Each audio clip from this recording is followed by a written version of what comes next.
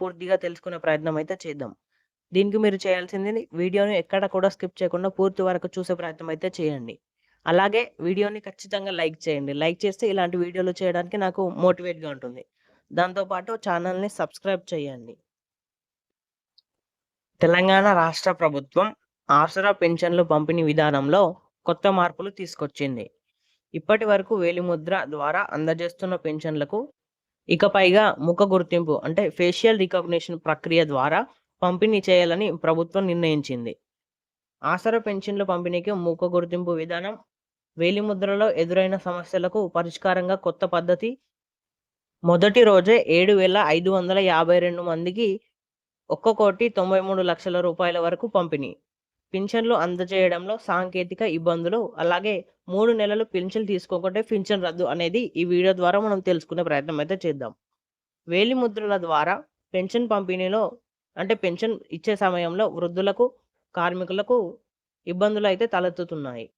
ప్రభుత్వం దీన్ని గుర్తించి చేతివేళ్ల చర్మం పలుచన కావడం వల్ల, స్కానింగ్ సమస్యలు రావడం వల్ల పెన్షన్ ఆలస్యం అవుతున్న సందర్భాలైతే పెరిగాయి.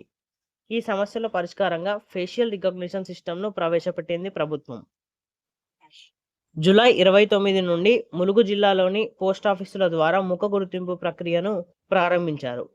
మొదటి రోజే 7,552 మందికి పెన్షన్ లబ్ధిదారులకు పెన్షన్లు పొందగా మొత్తం 1,93,00,000 రూపాయల వరకు పంపిణీ చేశారు. ఇందులో వృద్ధులు, వితంతువులు, గీతా బీడీ కార్మికులు, దివ్యాంగులు, ఒంటరి మహిళలు ఉన్నారు. జిల్లా వ్యాప్తంగా ప్రతి నెల 30,180 మందికి వరకు అర్హులు. అలాగే వారికి 8,11,00,000 రూపాయల వరకు పింఛన్లు అందుతుంటే, ఇక 22,606 మందికి 6,18,00,000 రూపాయల వరకు ప్రభుత్వం వెచ్చించింది. సాంకేతిక ఇబ్బందులు. ముఖ గుర్తింపు పద్ధతి ప్రారంభమైనప్పటికీ కొన్ని సమస్యలు అయితే తలెత్తుతున్నాయి. ప్రభుత్వం ఒక సిస్టమ్‌కి కనెక్ట్ చేసి సౌకర్యం ఇవ్వడంతో డాక్ సేవలు తమ సొంత స్మార్ట్‌ఫోన్లలో వాడుతున్నారు. వెలుతురు తక్కువ ఉండటం వల్ల లేదా వెనుక వైపు మరొకరు ఉండడం వల్ల గుర్తింపు సమస్యలు వస్తున్నాయి. కొత్త వేలిముద్రల యంత్రాలు మొబైల్ ఫోన్‌లోకి అనుసంధానం చేయకపోతే పనిచేయడం లేదు.